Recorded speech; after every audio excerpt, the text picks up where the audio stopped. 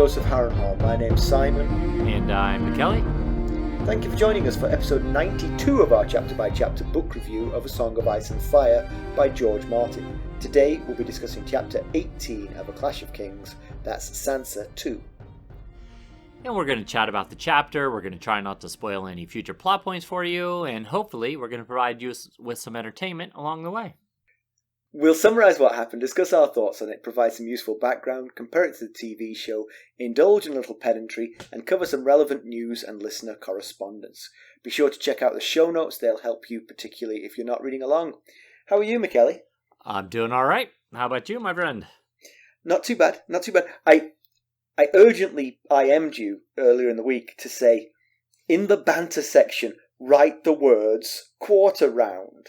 Okay? Right, I did. I did as instructed. You did, I see it there. All day today I was like, what was that thing I told Mackelly to put? I could not remember. It's only because I can see it there. I'm like, oh, I know what story I was going to tell. I was like, no, this is so painfully like me. Oh, that's fantastic. But you know yourself well enough to know to have it written down when... but by someone else, apparently, because I wouldn't remember to do it. So the story about the quarter round is, for listeners who don't know what quarter round is, I am not a building contractor myself, so for me it's a little bit of an alien concept, but where a hardwood floor meets the skirting board, there's usually just a little, a piece of wood that has a cross section which is a quarter circle. And that runs along and sort of like fills the gap between the skirting board and the hardwood floor. And it's called quarter round. Yes, right. Okay. I tell you this because we have a bathroom scale, which I hate. It's an evil machine. It lies! It lies! But because, to make it more sort of generally accessible to the house, instead of being in a bathroom where they normally are, it's out in the hallway where anyone can jump on it as they walk past kind of thing. It's, tucked away, but in the hallway. But it's right up against the wall. And the other day I got on it and I was like, woohoo! I've lost 10 pounds without doing anything. That seems a little fishy. The front of it was just wedged on the quarter round and it was just lifting it up just enough. I swear. When I pulled it away from the wall, I was like, 2 pounds up. That's a shame. You should not have investigated. You should just live with should. Celebrating with another cookie. Clearly, I've got room to spare. Oh man, that's funny. Did I ever tell you that Stacy got me a scale for Christmas a couple years ago? When I opened it, she told me she felt like the Peloton guy. Like that Christmas commercial where the husband gets a wife a Peloton, and she's like, the wife is so into exercising, and it got some bad publicity because it was like this guy's insinuating that his wife needs to exercise. So yes. Yeah, she said she felt like the Peloton guy when I opened it.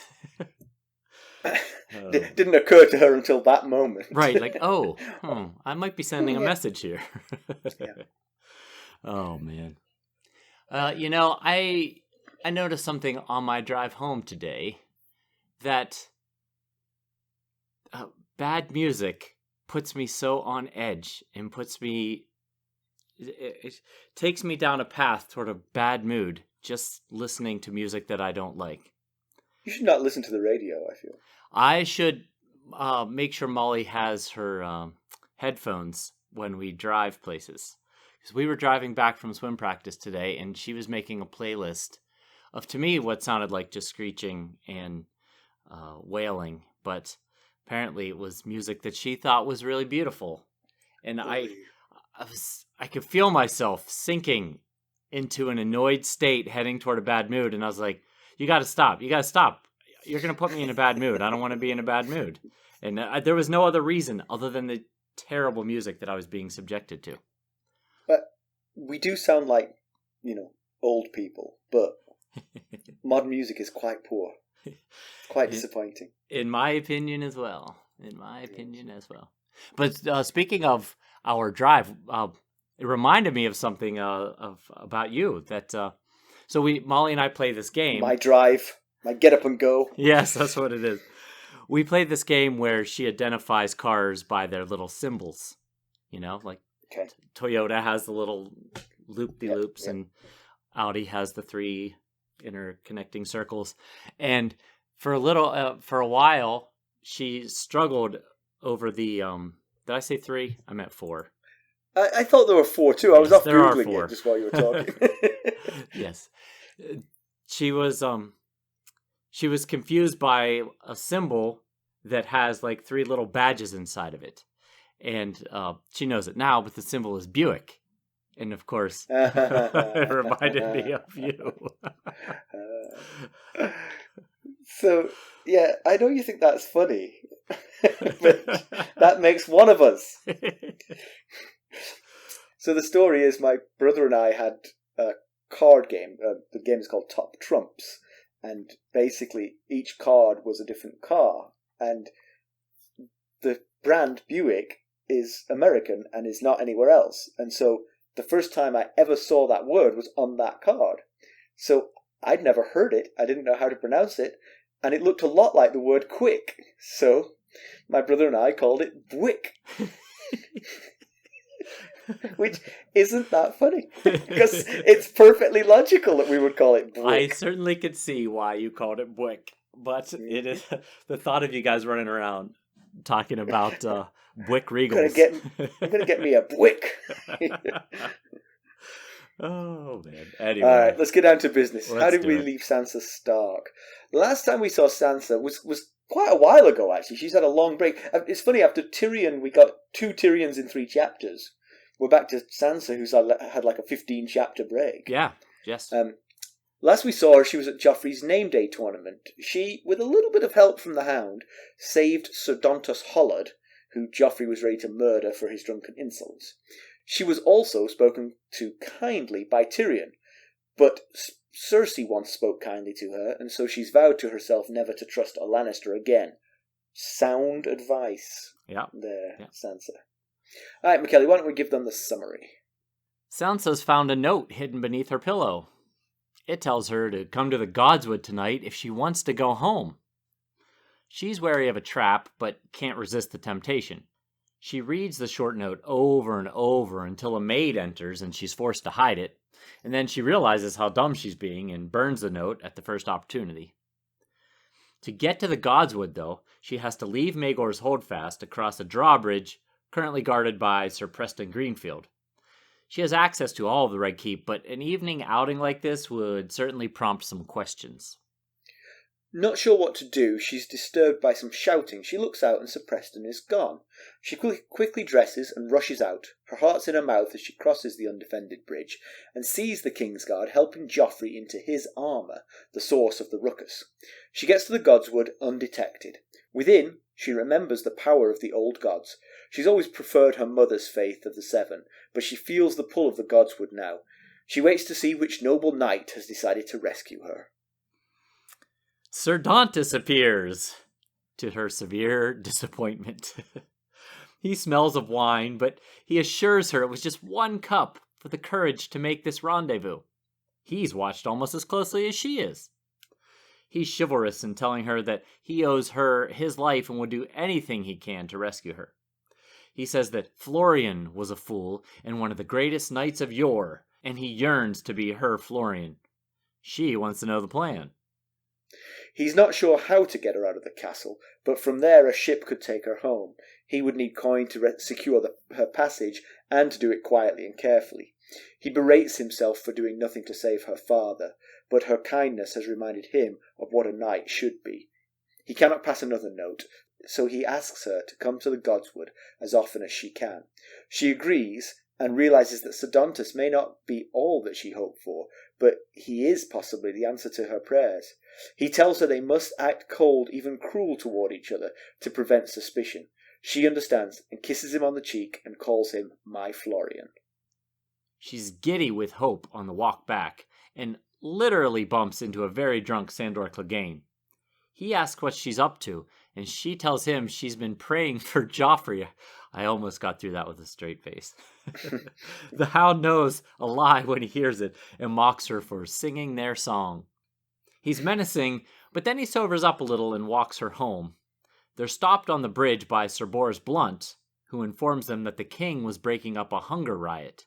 The Hound mockingly says, "Such a brave boy." Sir Boris turns to Sansa, wanting to know where she's been. She tells him praying in the Godswood, and the lie sounds better with practice. They pass on, and she asks Clegane why he lets people call him dog, but denies being a knight. He points out that dogs will die for you and never lie. He tells her how his grandfather, kennel master at Casterly Rock, and his hounds saved Titus Lannister from a lion and was rewarded with a keep and title. 3 dogs died and are memorialised in the family sigil. He asks her to sing him a song, and although he may have had lewder intent, Sansa takes him literally and promises to sing for him one day. He accuses her again of being a liar, that dogs can smell lies, and that everyone in King's Landing lies, and she's not as good as any of them. Yeah. Yeah. Come down a little bit. Yeah, a calm after the storm, somewhat, of the last few chapters. Right.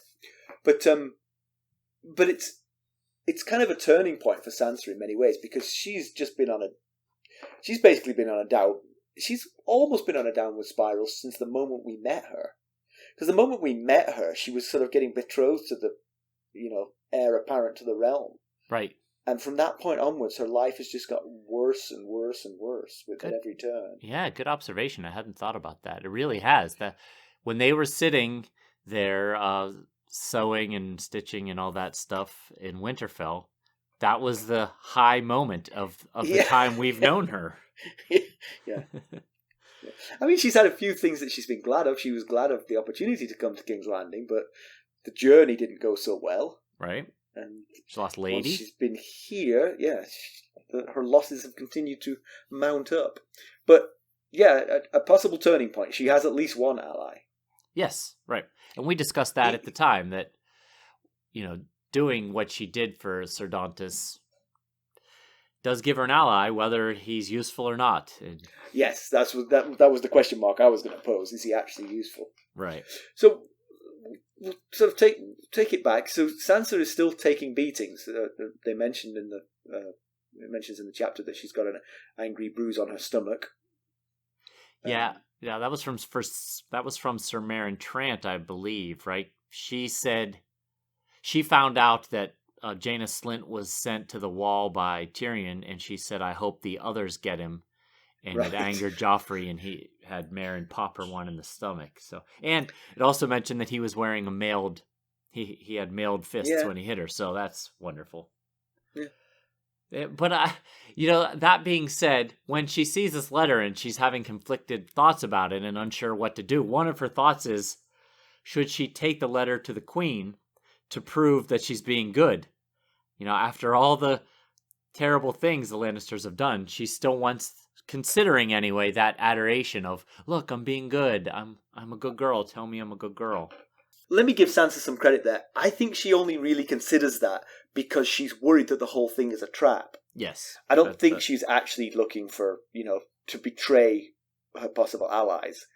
Yeah. She just thinks this is probably a trap and I'd be better off reporting it because that will make me look better. Right. I see that angle. Yeah, she's basically... But if I were her doing that, I would do it the next day. Let the person clear out of the Godswood before you. Right. In case it isn't a trap. And then she just got that person caught. But she's basically considering 3 options. First, she thinks, could it be a cruel joke set up by Joffrey? And she remembers back to when he said, "I want to show you something," and takes her for a walk, and it turns out to be a walk to see her dad's head on a spike. So I could certainly see Joffrey playing that kind of cruel joke on her to see her get her hopes up and then dash them. Yeah, and then the next one is, it's a trap. It's a trap to prove that she's not loyal, and she imagines getting there, and Ilian Payne is sitting underneath the heart tree with the sword, her father's sword, Ice, in his hands. And but then the third option is that a true knight has been sent to rescue her finally, and the folks whose names come to her mind are the Redwine twins, which I don't think I guess they are. Slobber. Yeah, I guess they are knights. I don't think of them as being, the bravest and truest of knights. No, nor I. But I guess they are captives like her. Yes. So they do have a common interest in getting out of there. Right, yeah. Then the other is Sir Balin Swan, who we just saw last Tyrion chapter riding around with Cersei. So probably not him, but, maybe keep your enemies close.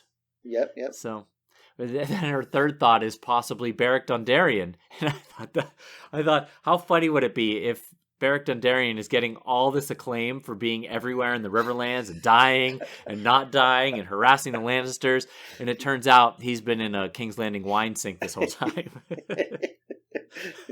Yes. If it had been Beric Dondarrion, I would have gone back and read some previous chapters about what the heck was going on in this book.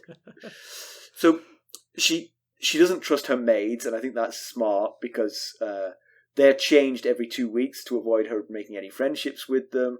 And so you've got to imagine that the Queen is telling each new crop of maids that she wants to know what Sansa's saying, doing, thinking. Yeah. So, I guess Cersei doesn't know. Maybe she is trying to create her own plans, but this girl is going to go back after lighting a fire in her little fireplace there, and she's going to say she had a fire lit. Yeah, that's all I got today. But you're right. Actually, maybe the smarter move would be to let her have a long-term maid with whom she could form a friendship that is genuinely a spy. Right? That can, get thoughts out of her and stuff. Yes, exactly. Things she will confide would be the things that you'd be most interested to know. But I mean, seriously, Sansa Stark doesn't like you very much. I think that's pretty much well established at this point. Right. You killed her dog. You killed her father. Oddly, she no longer trusts you. Yeah. But she's... Yeah, we kind of brushed over this a little bit, but she wants to go, but she doesn't know how to go. And so she actually goes to bed, not planning to go. So she really sort of agonizes over and she feels like she needs someone to help her and point her in the right direction here. Right. And it is a difficult conundrum she's in, but sure, she's but just a young going girl to bed too, over it. She hasn't had a lot of life experience to make these kind of possibly life-altering decisions here. Yeah. So, because she's unsure of herself and wishes someone would be there to tell her what to do, she starts missing Septa Mordane and Jane Poole.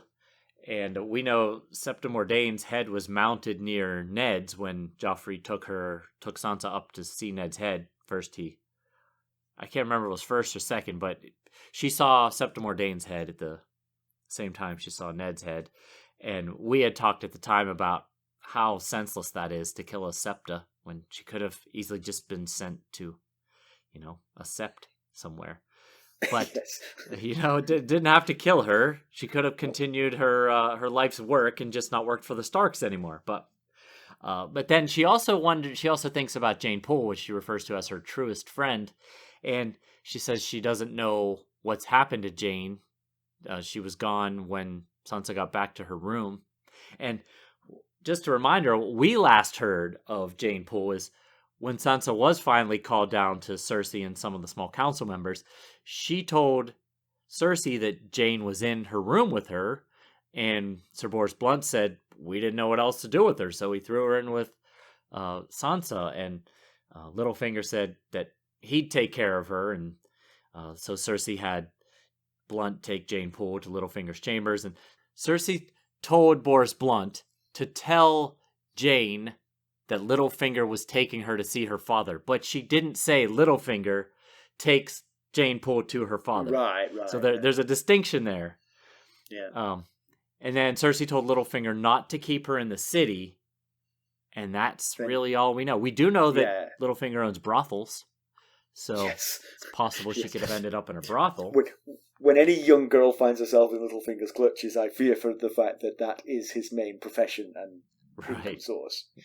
Yes. Can't be good news. But then she also thinks that she misses her little sister sometimes, Arya.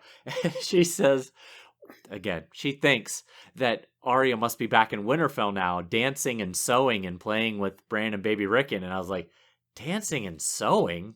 Yeah. Has it been that long since she saw Arya that she thinks she envisions her dancing and sewing? You have an interesting idea here in the notes about how to get her on your side. You're never going to get her on your side, but you can placate her. Yeah. And one way right. is through a friendship with Myrcella. Because Yeah. they do seem to... She and Myrcella seem to have more common interests than her and Arya, say. Yeah. Well, we talked a little bit about that in the last Sansa chapter way back, the beginning of this book.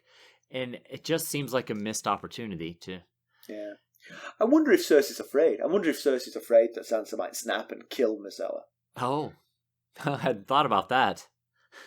Yeah, it's just a thought. Right. So she's, like I said, she gives up and goes to bed, but then there's a ruckus outside and the bridge gets cleared and she quickly dresses without thinking about it and heads out there.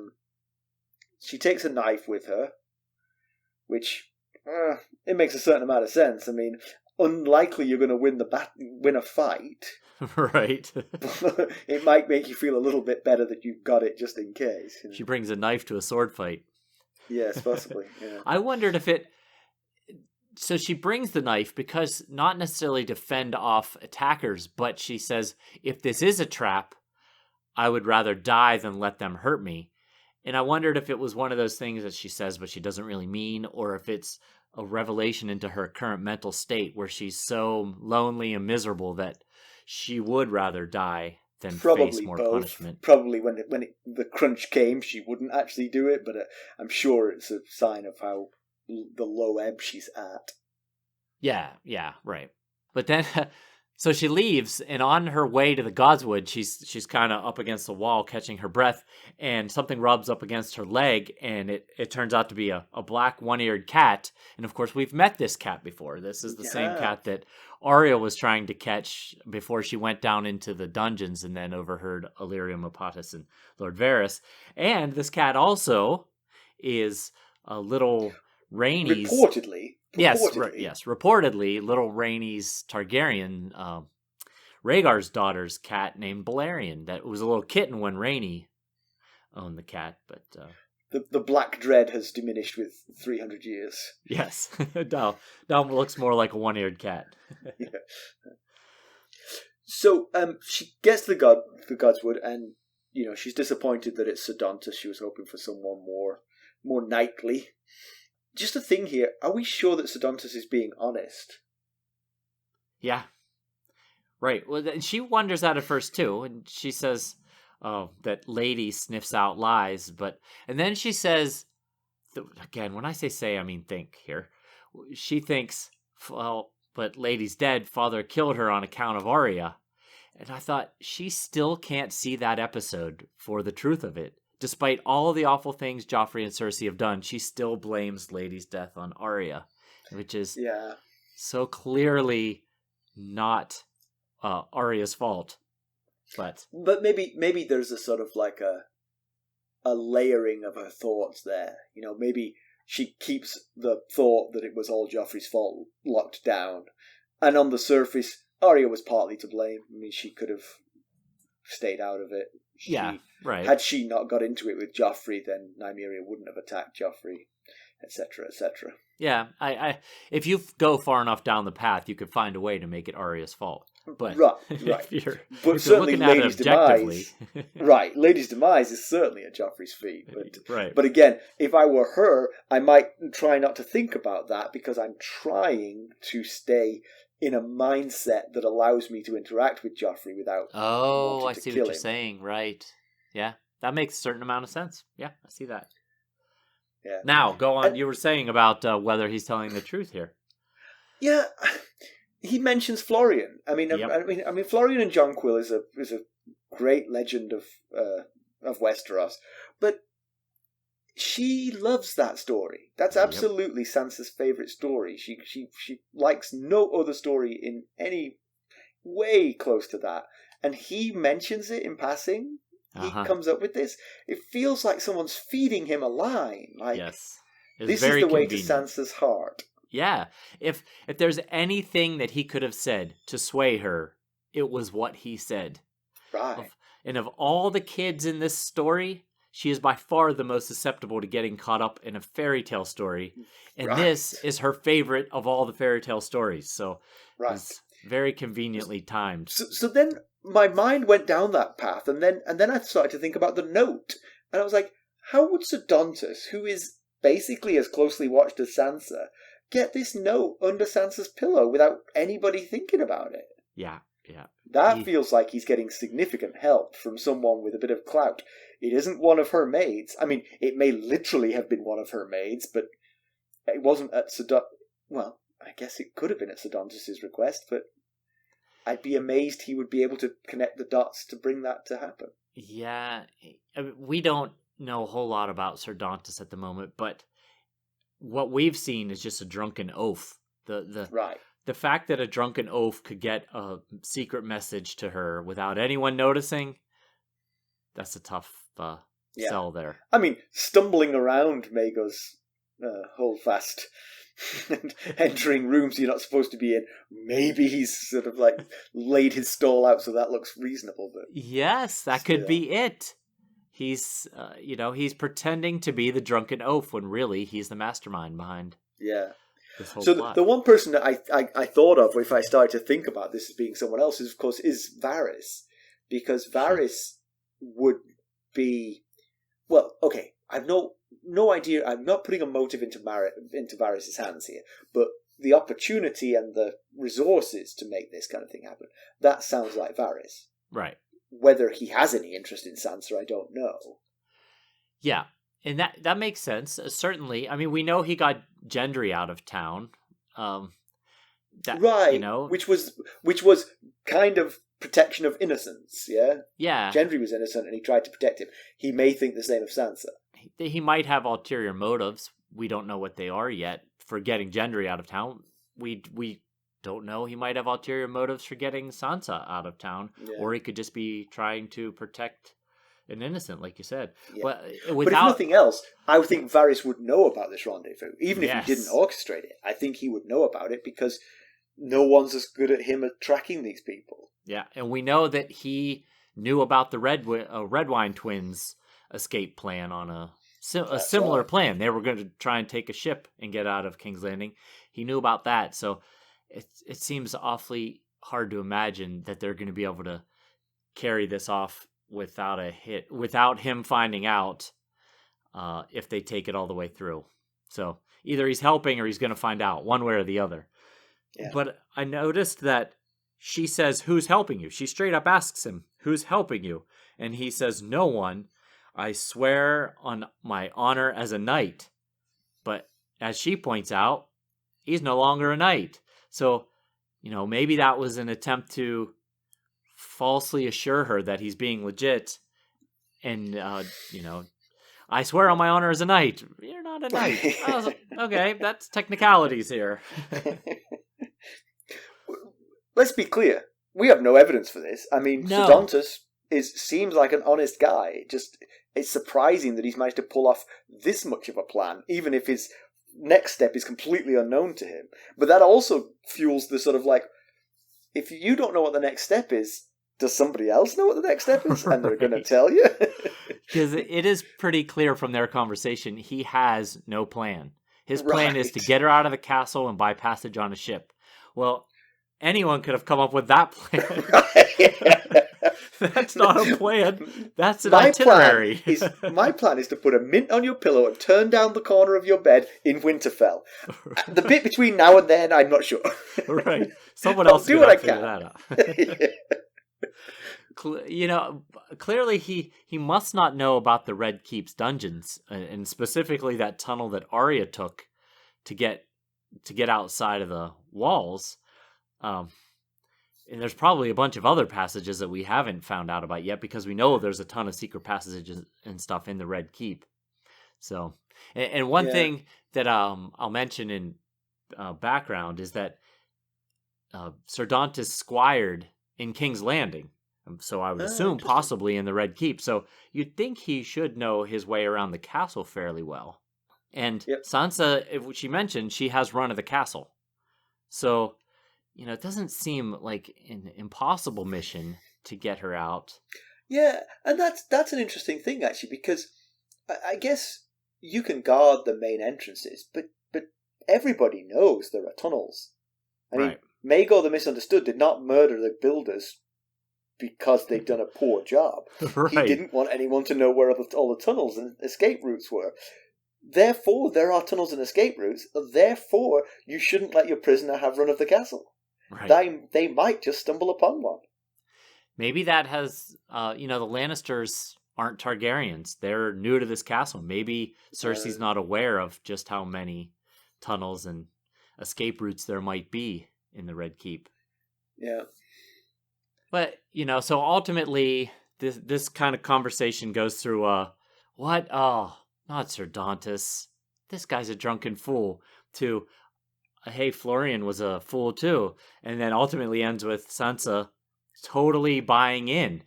When she leaves the conversation, she thinks, he's going to take me home. He'll keep me safe, my Florian.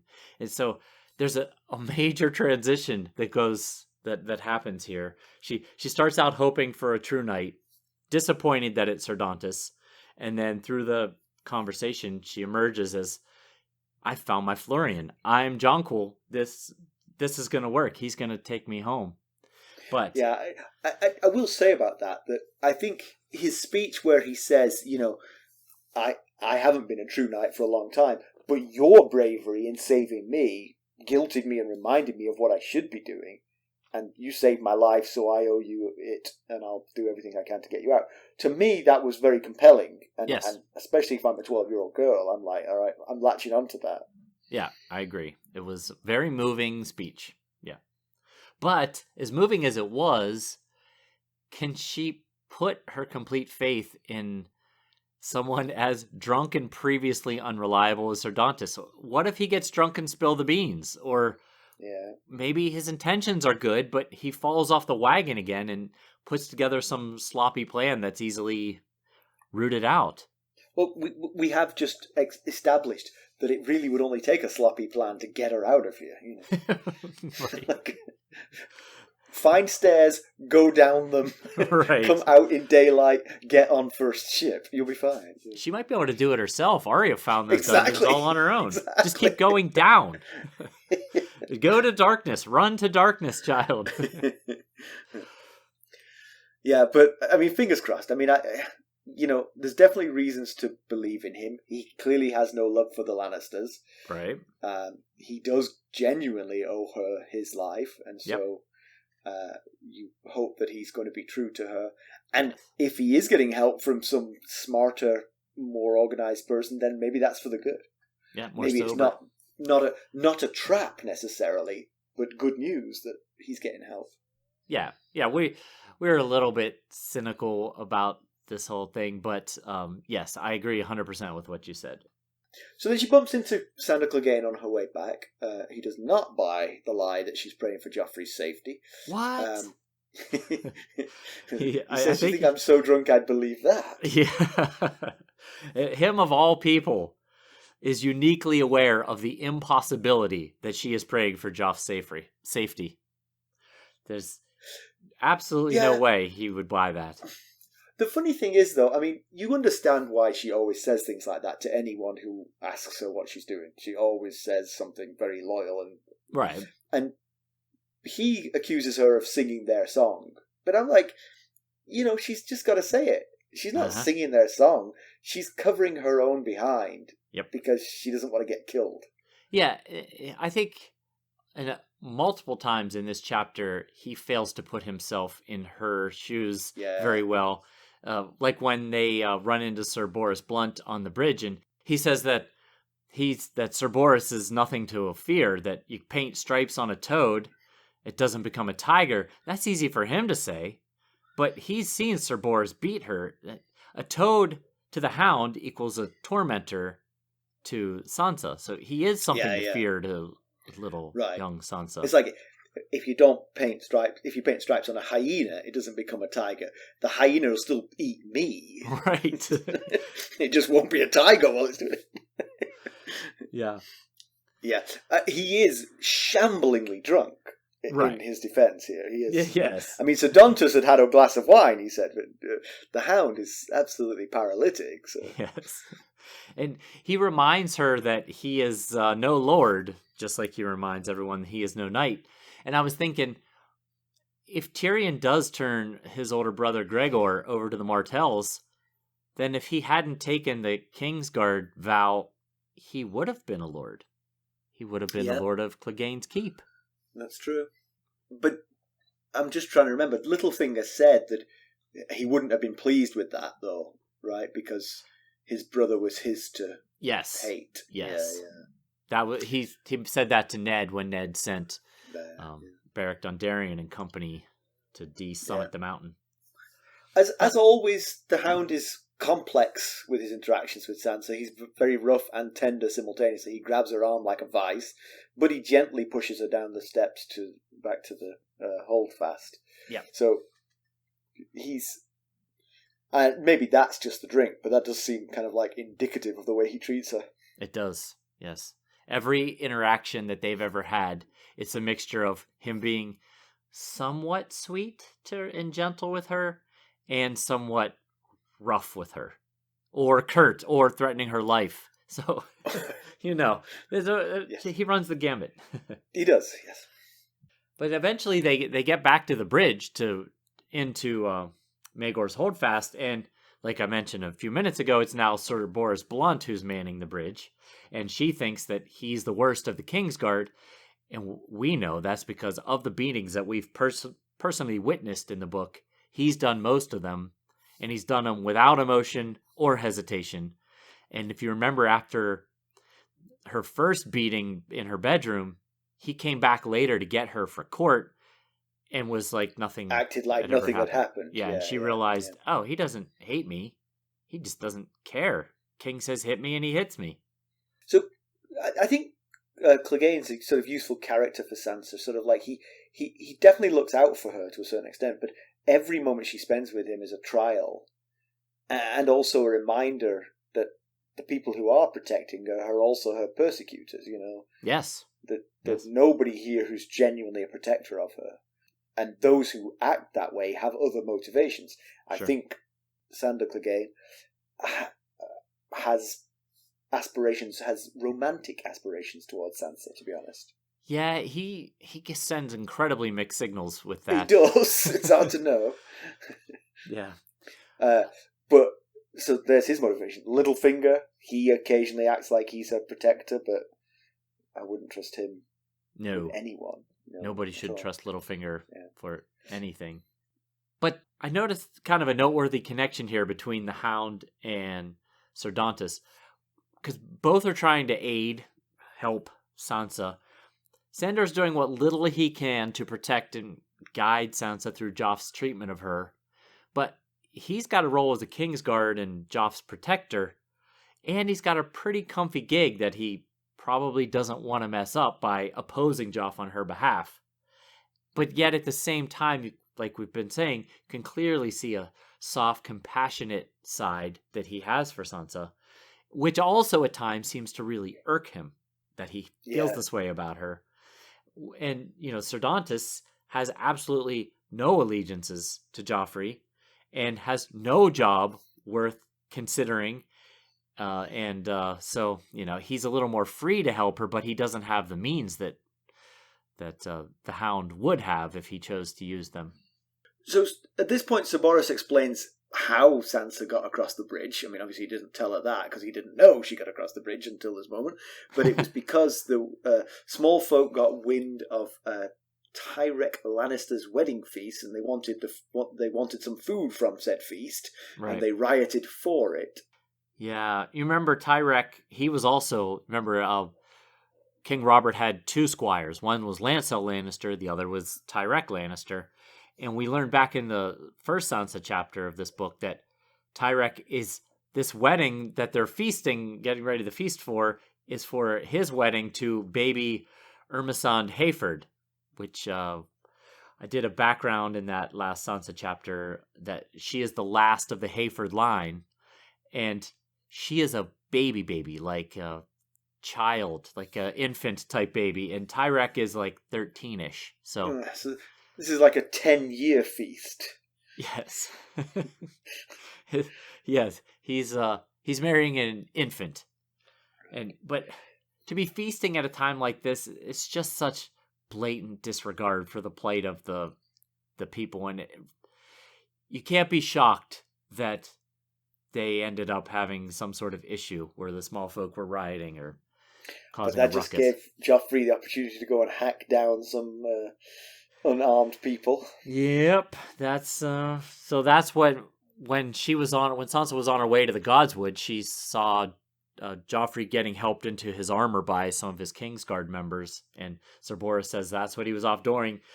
He was leading a sortie to send the small folk scurrying, and that's when the Hound says, "Brave boy," and yeah, so brave to ride into a pack of unarmed, starving small folk while you're armed to the teeth and surrounded by your Kingsguard members. Yeah, further cementing the reputation of the royal family within the city. Yes, right. I mean, we already have a PR nightmare going on here. Yeah. And the king himself is riding down unarmed small folk in the streets. So that's wonderful. So we got the Clegane backstory of how the Hound's grandfather saved Titus, who's Tywin's father and therefore Cersei, Jaime and Tyrion's grandfather. Right. From a lion. I mean, of all things. Well, I guess you have them if you're a Lannister, so you're always running the risk of being eaten by one. Yeah. They're not good pets. Yes, right. It when I read that part, I kind of thought of the contrast with Sansa's idea that good prevails over evil and true knights save maids in need, because, in this example, it just shows that, like, the real world outside of fairy tales, even lions attack Lannisters with no respect for the lion sigil on the Lannisters' But shield. It depends on your perspective, really, because if you, from the Clegane's point of view, this was a fairy tale. True, it did elevate them quite significantly. I was a kennel master, and then my dogs saved the Lord of the Manor from the clutches of a lion, and here I am in my little holdfast. Yeah, it's a good point. It's all about perspective. Yeah. So the chapter starts to wrap up with talk of Sansa singing songs that others want her to sing, and all those others being better liars than her. And then he says something that can be taken a bunch of different ways. He says, "One day I'll have a song from you, whether you will it or no." Now, she takes that statement literally and says, "I will sing a song for you. I'll be happy to do it." But of course, she is very young and naive, and she might be too young and naive to understand a more ominous meaning that he might have with that statement there. Yeah. The one that everybody else heard. Yes. Yeah. But he does give her a piece of advice. He doesn't actually give her a piece of advice. He says something which she could take as a piece of advice, which is that she's the worst liar in King's Landing. Right. And that might be good for her to remember, because and the Hound and other dogs will smell the lie. Yeah, and I wondered if maybe he was trying to give her a message there, like, if you want to survive here, you've got to be better guarded with your thoughts and intents. Yeah. You wear your thoughts and intents on your sleeve. Maybe, I was wondering if he's even guessed what she's up to, that she's up to some sort of escape plot, and he's saying, you're going to need to be a lot better liar if you have any hopes of success with whatever you're up to. Honestly, if I'm captive anywhere, my entire life is an escape plot.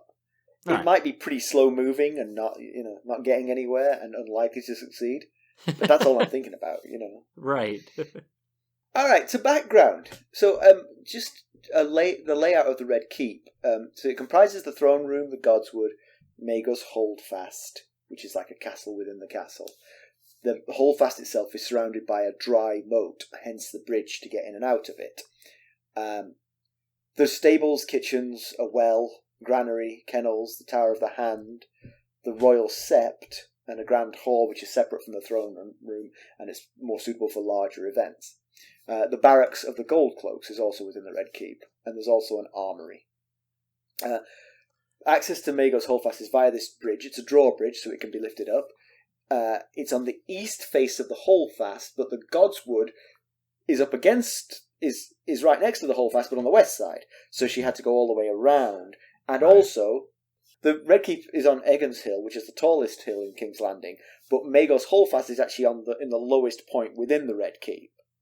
So she had to, once she got across the drawbridge, she had to climb up the hill, up the serpentine steps, which is where she bumped into Sandor Clegane on the way back, right. To get up to the level of the Godswood and then come all the way round Maegor's Holdfast to get to the Godswood. So that's just the layout of the Red Keep.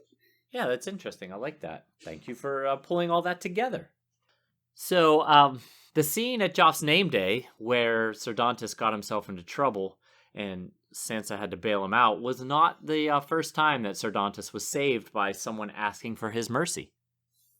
Back in 277 AC, an event known as the Defiance of Duskendale, where King Aerys II, otherwise known as the Mad King, was taken hostage by members of House Darkland. He was eventually freed by Barristan Selmy, and King Aerys, as you might have guessed, had all members of House Darkland put to death. He did the same with one of their closely sworn houses, House Hollard. All members of House Hollard were put to death except for a young Dontos Hollard. Selmy specially requested that Dontos be spared, and King Aerys honored his request. However, the family's castle, once located northeast of Duskendale near Blackwater Bay, was destroyed. Now, the Hollard sigil is red and pink, alternating horizontal stripes, and then sitting above those stripes are 3 gold crowns on a blue, sometimes described as black, background. After the executions, young Dontos was brought to King's Landing to squire. That's an interesting segue, actually, into the comparison with the television show. In the television show, Sansa is not passed a note. She goes to the Godswood during the day, and she's wandering around, and she hears someone behind her, and it is Ser Dontos. And so, obviously, this isn't a plan. This wasn't a rendezvous arranged. Right. They just bumped. Well, Ser Dontos was clearly looking for her, but she was just there, off her own back. He offers her a gift. He offers her a gift of a necklace, which is a family heirloom. And he mentions the fact that he's the last of his line, that there will be no more Hollards. And he wanted to give it as a gift to her, as thanks for saving his life. And, he had a similar kind of speech, but not about rescuing her, just about he wanted her to have this necklace. Okay. Because it had been his mother's, and he was not going to have any children, so his family line was going to die out, and he thought it should go to her. Yeah. There is no scene at all with Sandor Clegane, so this is quite a big deviation, in fact. Yeah. Yeah, that's pretty neat that they worked that in there. They didn't work much of the chapter in there, but they worked that one little detail in there. Right, which is until you told me that, I hadn't pieced that together. I was just as you were saying it, I was like, oh, that fits. Okay. Pedantry. I didn't actually find anything to be too pedantic about here. Yeah, me either. Yeah. No. I guess when nothing happens, it's harder to find. Harder to find flaws. News and notes. So George Martin's alma mater, Northwestern University, is presenting him with an honorary doctorate at the commencement on June 14th. So this actually was announced a few weeks ago, but I figured I'd mention it for those who don't read his blog. Yeah, that's very nice. That's very nice. Did you ever see the movie Lorenzo's Oil? No. It's about a kid who gets sick, and his father sort of goes on a sort of like, he won't accept, the doctors can't do anything for him. He does medical research and actually comes up with a cure for his child. Oh. And this guy, well, spoiler alert, you don't need to watch that movie. That guy got an honorary doctorate for what he did. And ever since seeing that movie, that has been my yardstick for an honorary doctorate. Oh, a lot of folks fall short of that, I have to say. Get honorary doctorates. Exactly. Because I was like, that guy deserves a doctorate. He literally invented a cure for a disease that nobody else could cure. That's pretty amazing. It's a true story? It's true story. It's an absolutely stunning story. What's it called? Lorenzo's Oil. Lorenzo's Oil. Okay. Wow, fascinating. I'm not begrudging George Martin, to be clear. I mean, like, I think George Martin, he should be a doctor of letters for his contributions to world literature. Perfectly reasonable. But many others have not reached that level, just to be clear. Yeah, I'm not even sure that George Martin's efforts reached that level. Right. That might be the highest level I've ever heard of for a honorary to doctor. be fair, there are plenty of doctors who weren't as good as other doctors. So, Right. It's a broad stroke. Yeah. Like the old saying, what do they call the person that finished last in medical school? Doctor. Same thing they call the one who finished first. You want to read the review? Oh, I always want to read the reviews. All right, this is from poditup00 at podchaser.com. I came across this podcast because a friend of mine told me about it. It's not the first A Game of Thrones podcast that I've listened to. I used to listen to several back when the TV show was on, but this is the best that I've found. The hosts have great chemistry. One is British, the other American. They are fun and entertaining, and they have the best format of any Game of Thrones or Song of Ice and Fire podcast that I've come across. If you're looking for a good Game of Thrones or Song of Ice and Fire fix, do yourself a favour and start with these guys. You'll be happy that you did. I wish they'd been around years ago. Looking forward to tuning in for a long time. I'm doing a happy dance. Thank you very much, PodItUp00. I appreciate it. Wow, I got a big smile on my face. We both do, in fact. Thank you very much. Much appreciated. All right, let's conclude. Sansa was very brave to go to the Godswood. Oh, yes, right. I will say, I think she probably would have been permitted to go, but she did seize the opportunity when it came, in a very almost Arya level of gumption and opportunism, I thought. Right, yeah. It's gone against, like, up to this point, she hasn't taken a lot of action. And this is, this was something she chose to do on her own, and she was very conflicted about it, but she did the brave, scary thing. I will say, Arya wouldn't have gone to bed unable to make a decision about what to do. Arya would have just gone and done it. But absolutely, Sansa got there in the end, so credit where it's due. I like the fact she feels the pull of the old gods when she visits the Godswoods. I like the sort of sense that her latent northernness is coming out as she's sort of like separated from her family and freedom. Right. I like that thought. Yeah, it's good stuff. I kind of had forgotten that it mentions in this chapter. I kind of had forgotten that she was more of a follower of the faith of the Seven. She describes it the way she describes it. She seemed like she's more in favor of the pomp and circumstances and all the. Right. She mentions the mother pretty of pearl crystals. And yeah. Right. Yeah. She's also showing some growth, I think. I think there was a time in this story, I mean, we haven't had that much time with Sansa, really, but there's definitely a time in this story when she would have simply rejected Dontos for being dopey, fat, and drunk. Yes, 100% agree. But now, because of his sincerity, she throws her lot in with him, and passionately as well. I mean, not just like, I guess so, I got no other friends, but she was like moved and excited by the prospect. Right.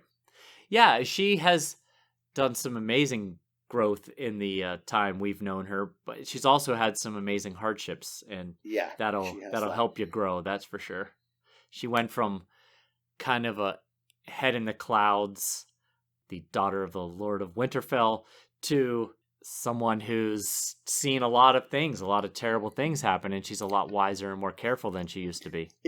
Including metal-encrusted fists coming towards her at great speed. Right. She's had her heart broken. She's realized that a lot of people are liars, and a lot of people don't have her best interests at heart, and that knights aren't always true knights. No. But dogs generally are pretty loyal. It's true. They are. Not my dog so much, but most people's dogs. But just a note of caution, is Ser Dontos playing her? He sounded honest, but she really loves Florian and Jonquil. That coincidence just rubs me the wrong way. Yeah. It's incredibly convenient that he came up with that thought right at that moment, because that's something that would definitely play heavy on her to sway her in his direction. Feels like a Varys or a Littlefinger move. Yeah. And the fact that he got a note to her troubles me as well. That also feels like something that he couldn't have orchestrated. Yep. it feels like how I don't know how he would have gotten that note in there. I don't know how he'd be clever enough. Maybe he'd surprise. Maybe he's going to surprise us. He's way more clever than he appears. The same note is under every pillow in Mago's whole flat. The whole place comes. That's what it is. The Godswood is just jammed full of people, all bumping into each other. I want to go home. I'm starving. But then, like you said, it does sound a bit like a Varys or maybe a Littlefinger thing. But if Varys is not involved, is there any chance that he doesn't get wind of this plot before they carry the plot out? Like I said earlier, he got wind of the Redwine twins' escape plan. Yeah. So, well, perhaps Ser Dontos' inability to come up with a plan will protect him from having his plan found out. That's true. I haven't thought of anything, but I'm staying one step ahead of them. If I don't know what the plan is, neither do they. But at least Sansa thinks that there's finally an action plan. Like, basically, since she informed Cersei about the plans that Ned had to get Sansa and Arya out of King's Landing, she's basically been a passive spectator to everything that's going on. And, she's finally got a plan. Again, of course, she's waiting on Ser Dontos here, but at least she has a secret to keep and a mission to possibly see through. Right, yeah, and that's light at the end of the tunnel. Right. Even if nothing happens from it, you've got something to dream about, to hope for. Right. So that's good for her. She's the one character who's had almost no agency or freedom for the longest time. Yeah. And not even a friend to talk to. Right. Yeah. Yeah, she can go to bed thinking about this plan coming together and her finally getting out of her. She finally has a instead little of what hope. Miseries tomorrow holds. Yeah. Right. Yeah. And that, the Hound, he does protect her in his own kind of odd way. One thing we didn't mention is when Sir Boris asks her, "What are you doing out here?" And she makes up the line, says, "I was praying in the Godswood." Again, the Hound backs her and says, "How do you expect her to sleep with all this noise going on?" Right. Yeah. So he's backing her. I gotta say, I don't think Sir Boris really cared. He was just going through the motions. Yeah, I don't think so either. But you're not escaping, and I've not been told to punch you, so on you go. Right. Whatever, get back to your room. Yeah. But, on the other hand, from him protecting her, we've got his line of, "I'll have a song from you, will it or no?" It's, is it literal or something more ominous? She needs to go back to Ser Dontos and say, "Let's skip this. Let's skip this along, please." Right. I'll have a ticket tomorrow if you can. All right. As always, you can reach us at ghost.harrenhall@gmail.com. Follow us on Twitter at @GhostHarrenhall. We're on Facebook, Instagram, YouTube, and Discord. That's right. And if you wouldn't mind going out and leaving us a 5-star rate or a fantastic review, we certainly would appreciate that. Especially on Apple Podcasts. We're really trying to generate some more reviews on Apple Podcasts. So if you're listening to us on Apple Podcasts, if you please give us a 5-star rate and just a quick review, we'd certainly very much appreciate that. And hey, if you do, we might read it on a future episode. Definitely will one day. That's right. All right. Thanks for listening. Thanks. Bye. Bye.